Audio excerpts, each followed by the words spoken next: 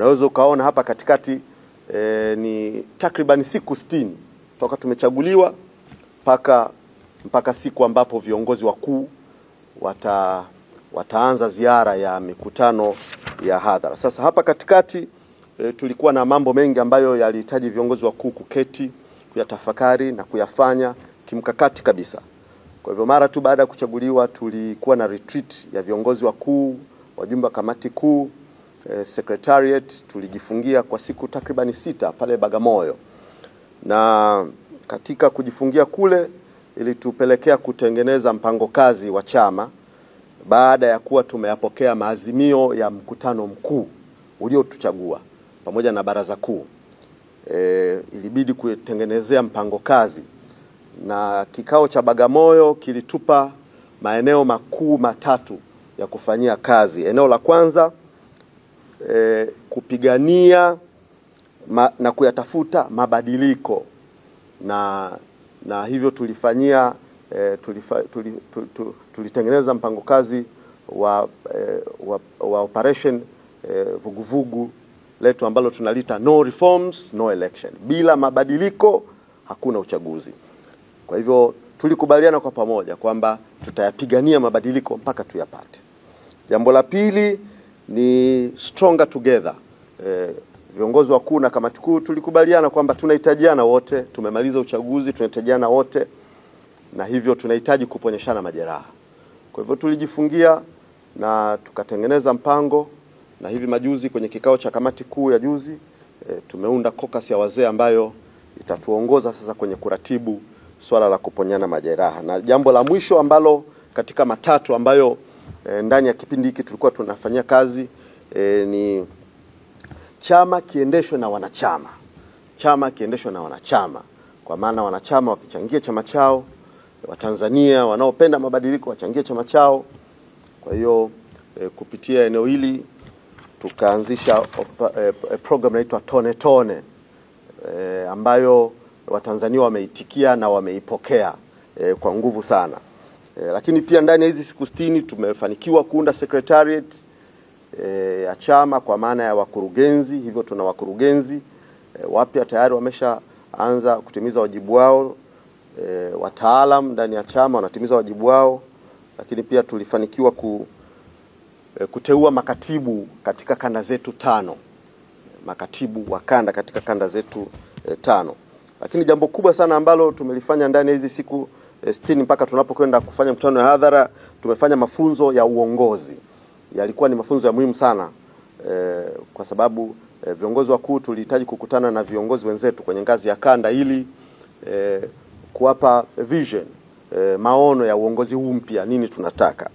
Kwa hiyo tukakutana na viongozi kamati kuu yote, viongozi wa kwenye kanda, wenye viti wa kanda, makatibu wa kanda kwa siku 3 kupata mafunzo ya uongozi, ABCs of leadership.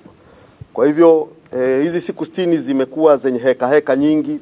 Tumekutana na makundi mbalimbali, wadau kimkakati, kwa lengo la kuimarisha haya maeneo makuu matatu ambayo nimeyataja: no reforms no election, stronger together, pamoja na chama kuendeshwa na wanachama, Tone Tone.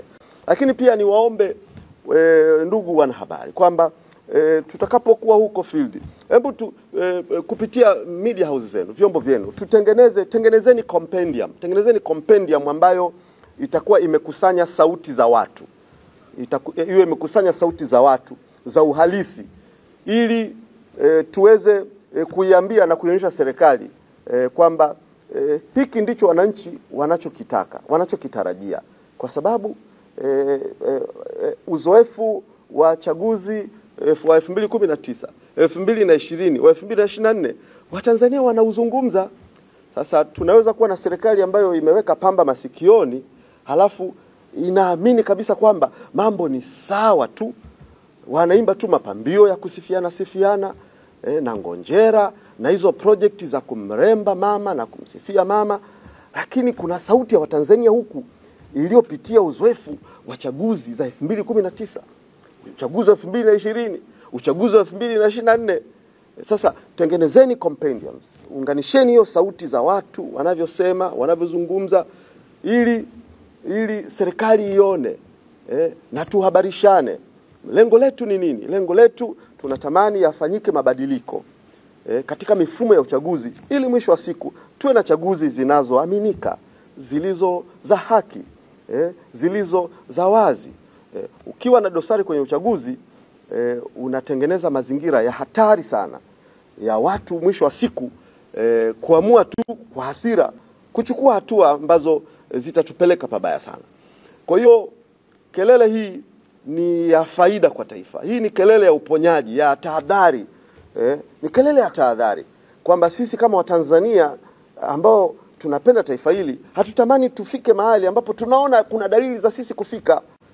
Kwa hivyo tunaieleza serikali wana wajibu wa kusikia hiki tunachokisema. Sio kwa faida ya Chadema, ni kwa faida ya taifa hili. Mabadiliko yatakayofanyika, na ninaamini serikali itasikiliza. Ninaamini wasiposikiliza watakuwa ni watu ambao waajabu sana. Pengine tuwatafutie classification yao ya aina ya wanadamu wa tofauti sana, kwa sababu mazingira na wakati unaonyesha kabisa kwamba lazima mabadiliko yafanyike. Tukichelewa tunajipeleka kwenye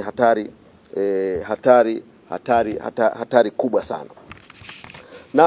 Na nidokeze kwa uchache kwamba siku ya mkutano wetu wa tarehe 23, pamoja na mambo mengine, tunatarajia kwenye mkutano utakaofanyika pale Mbeya mjini kuwapokea wanachama wapya, na ndilo lengo la chama chochote cha siasa, kuendelea kuwaingiza wanachama.